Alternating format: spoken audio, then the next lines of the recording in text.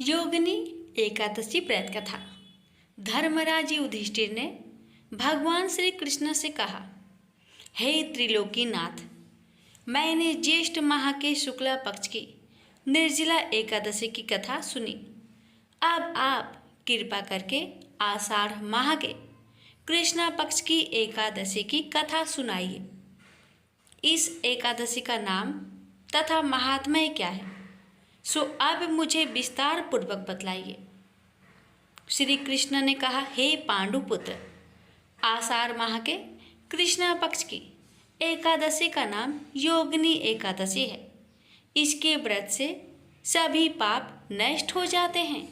यह व्रत इस लोक में भोग तथा परलोक में मुक्ति देने वाला है।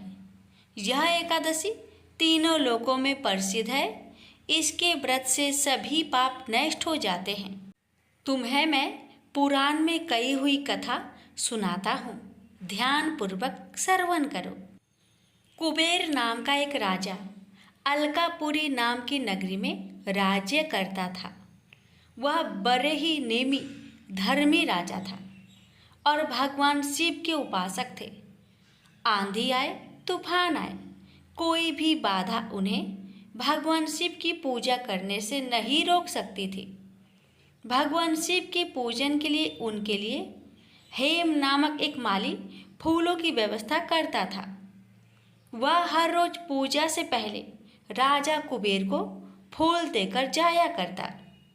हेम माली अपनी पत्नी विशालाक्षी से बहुत प्रेम करता था। वह बहुत सुंदर स्त्री थी। एक दिन हेम पूजा के लिए पुष्प तो ले आया, लेकिन रास्ते में उसने सोचा, अभी पूजा में तो समय है, क्यों ना घर चला जाए। घर आने के बाद अपनी पत्नी को देखकर कामासक्त हो गया और उसके साथ रमन करने लगा। उधर पूजा का समय बीता जा रहा था और राजा कुबेर पुष्प न आने से व्याकुल हुए जा रहे थे।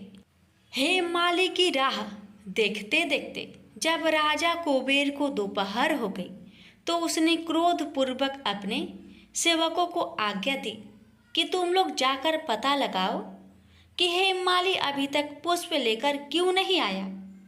जब सेवकों ने उसका पता लगा लिया तो राजा के पास जाकर बताया, हे राजन, वह हेममाली अपनी स्त्री के साथ रमन कर रहा है। इस बात को सुन राजा कुबेर ने हेममाली को बुलाने की आज्ञा दी।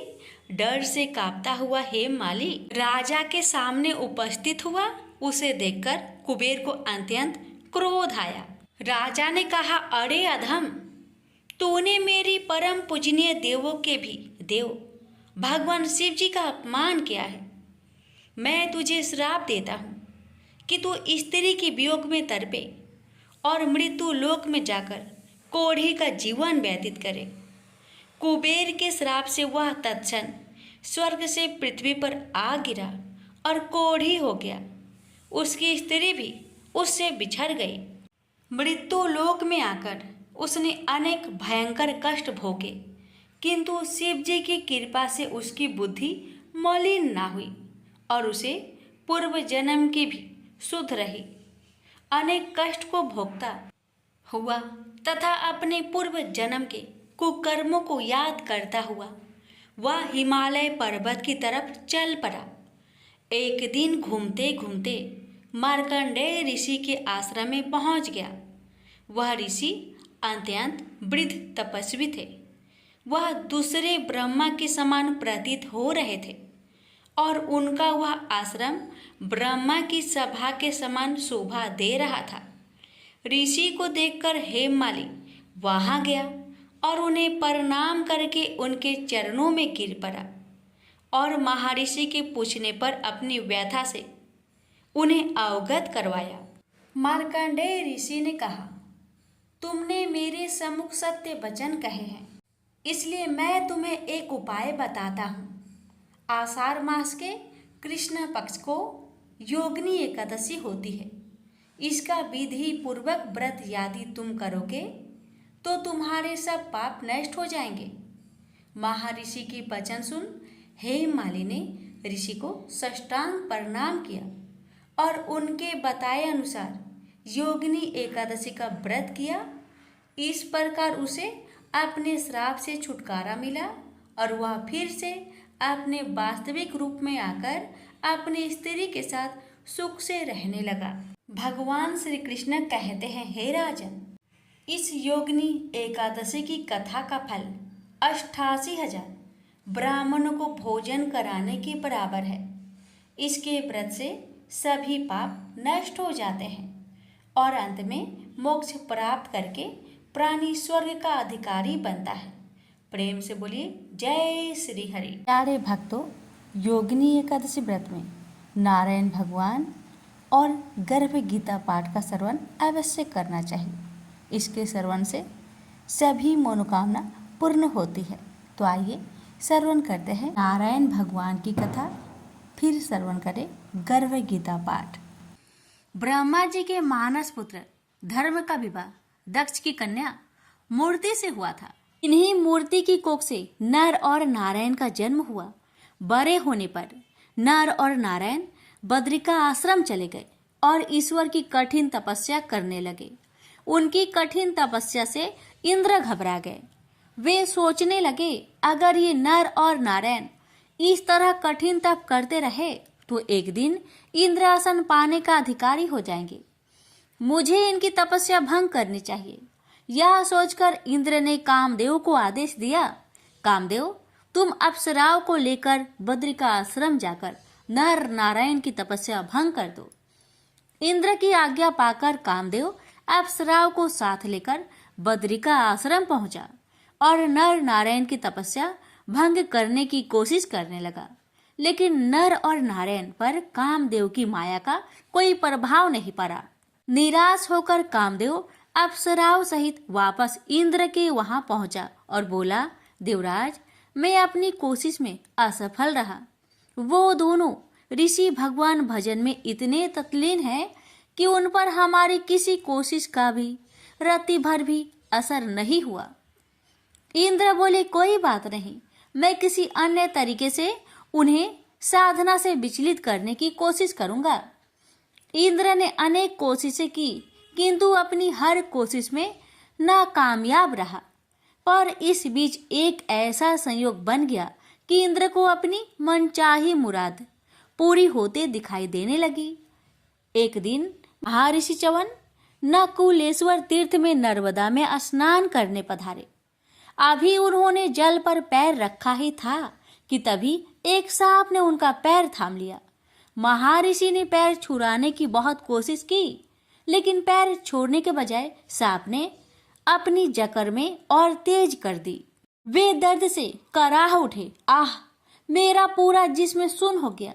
अरे छोड़ दुष्ट, नहीं छोड़ता, जा, मैं तुझे श्राप देता हूँ कि इसी क्षण से तू विषहीन हो जाएगा। ऋषि के श्राप से सांप विषहीन हो गया। ऋषि भी बेहोश हो गए, लेकिन उसने ऋषि को नहीं छोड़ा। वह च्यवन को पाताल लोक ले गया। पाताल में पहुंचकर जब ऋषि को होश आया, उन्होंने चौंक कर चारों तरफ देखा। कुछ देर का ही समय बीता था कि कई दैत्य ऋषि के सम्मुख पहुंचे और उन्हें सादर प्रणाम कर दैत्यराज प्रहलाद के पास ले गए। दैत्यराज ने च्यवन ने ऋषि की बहुत आव भगत की और ऊंचे सिंहासन पर बैठाकर उनका आशीर्वाद लेते हुए कहा, मुनिवर, मेरा अहो भाग्य कि आपने दैत्य की इस नगरी में पधारकर हमें कृतार्थ किया। मेरे योग्य कोई सेवा हो तो बताइए। महर्षि च्यवन ने बोले, मैं यहाँ अपनी इच्छा से नहीं आया दैत्यराज, मुझे यहाँ पर एक भयंकर सांप ने खींच लाया है। प्रहलाद बोला, किसी भी बहाने से सही आप पाताल लोक पधारे तो सही, यही हमारे लिए बहुत गर्व की बात है। अब मैं आपको जल्दी वापस पृथ्वी पर न जाने दूंगा। प्रहलाद ने महर्षि की इतना सेवा शुश्रूषा की कि च्यवन ने खुश हो गए। एक दिन जब प्रहलाद च्यवन ऋषि की पैर दबा रहा था तो मुदित स्वर में ऋषि ने कहा, दैत्यराज, मैं तुम्हारी सेवा से बहुत प्रसन्न हूँ। तुम जो भी प्रश्न पूछना चाहते हो पूछ सकते हो।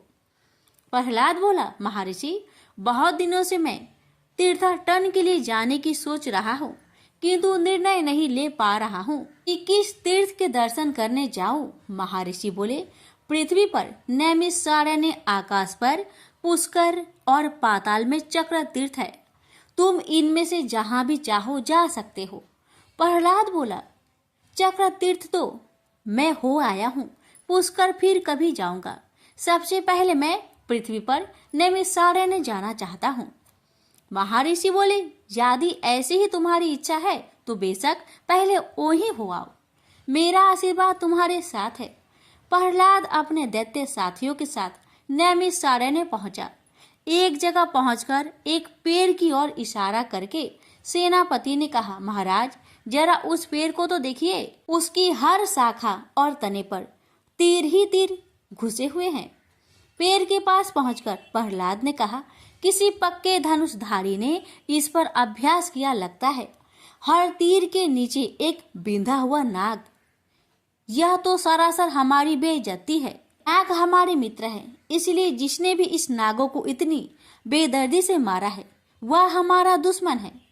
कभी पेड़ के झुरमुट से उन्हें दो तपस्वी निकलते दिखाई दिए, जिनके कंधों पर धनुष बाण थे और जिन्होंने गले में सूत की मालाएं पहनी हुई थी। उनके पास जाकर प्रहलाद ने पूछा, तुम दोनों कौन हैं और इस घनघोर जंगल में क्या कर रहे हो?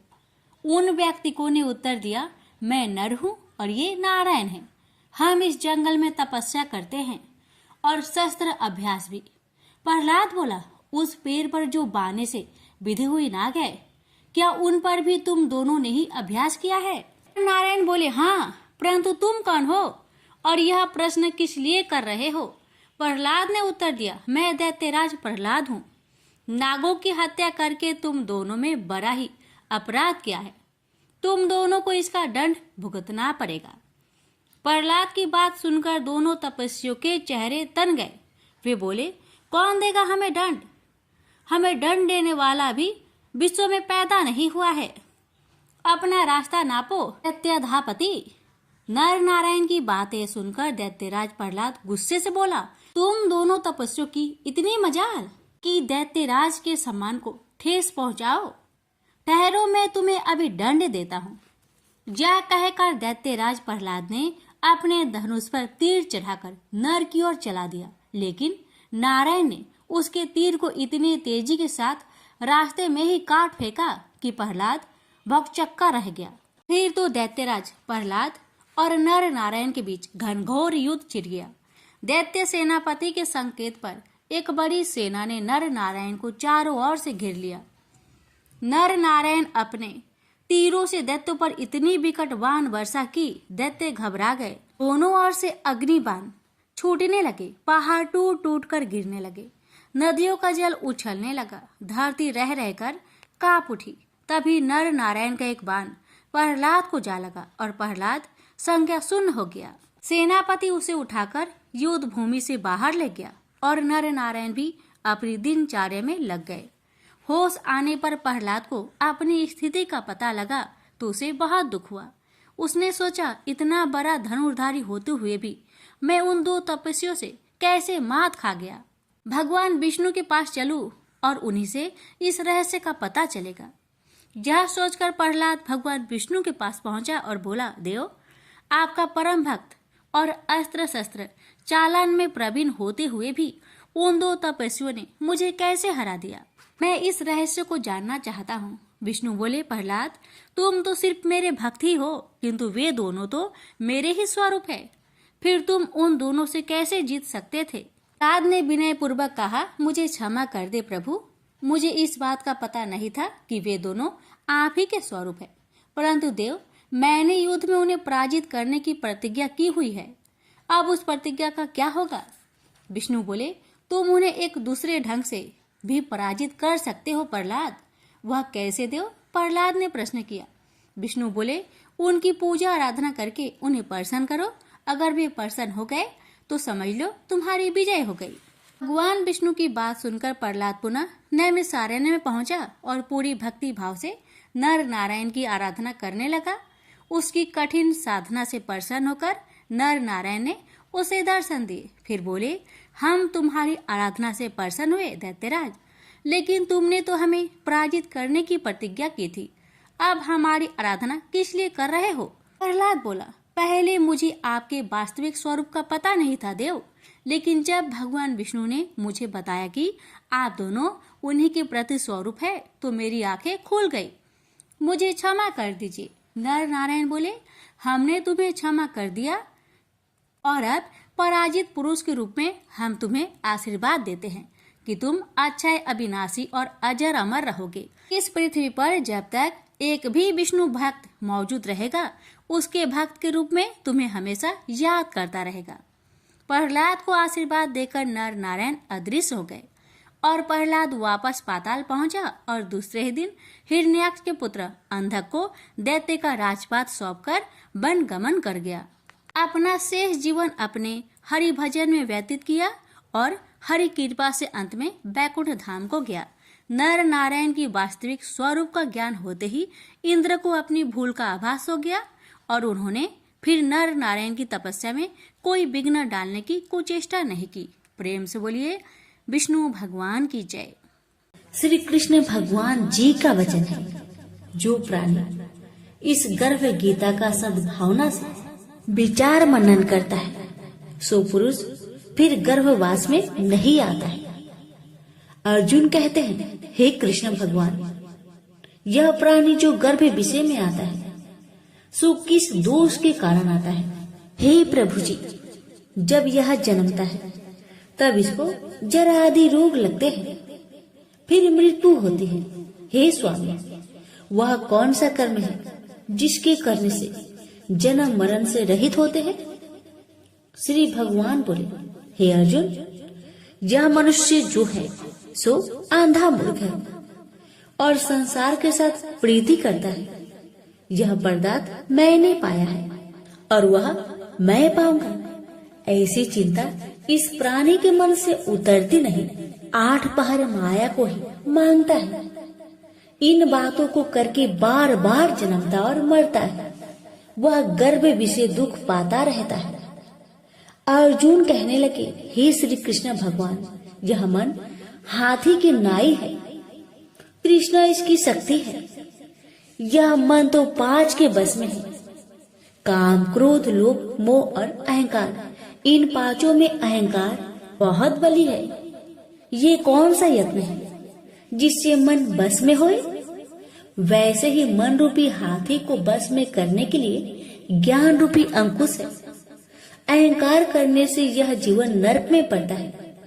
अर्जुन कहते हैं, हे भगवान, जो एक आपके नाम के लिए वन खंड में फिरते हैं, एक वैरागी हुए हैं, एक धर्म करते हैं, इनको कैसे जाने?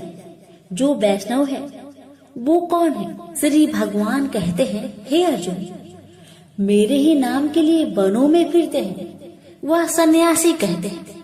एक सिर पर जटा बांधते हैं, एक अंग पर भस्म लगाते हैं। उनमें हम नहीं है, क्योंकि इनमें अहंकार है। इससे मेरा दर्शन दुर्लभ है। अर्जुन कहते हैं, हे भगवान, वह कौन सा पाप है जिससे स्त्री की मृत्यु हो जाती है? वह कौन सा पाप है जिससे पुत्र मर जाता है? और नपुंसक कौन से पाप से होते हैं? श्री भगवान कहते हैं, हे अर्जुन, जो किसी से कर्जा लेता है और देता नहीं, इस पाप से औरत मरती है। और जो किसी की अमानत रखी हुई पचा लेता है, उनके पुत्र मर जाते हैं। जो किसी का कार्य किसी के गोचर आए पड़े और वह जवानी कहे कि मैं तेरा कार्य सबसे पहले कर दूंगा, जब समय आए उसका कार्य न करे, इस पाप से नपुंसक होता है। यह बड़े पाप है। अर्जुन कहते हैं, हे भगवान, कौन से पाप से मनुष्य सदैव रोगी रहता है? किस पाप से गधे का जन्म पाता है, स्त्री का जन्म तथा टट्टू का जन्म क्यों कर पाता है, और बिल्ली का जन्म किस पाप से होता है? श्री भगवान कहते हैं, अर्जुन, जो भी मनुष्य कन्यादान करते हैं और इस दान में मूल्य लेते हैं, वो दोषी हैं। वे मनुष्य सदा रोगी रहते हैं। जो विषय विकार के वास्ते मदिरा पान करते हैं, वे टट्टू का जन्म पाते हैं। और जो झूठी गवाही भरते हैं, वह औरत का जन्म पाते हैं। जो रसोई बना के पहले आप भोजन कर लेते हैं और पीछे परमेश्वर को अर्पण करते हैं तो वे बिल्ली का जन्म पाती है।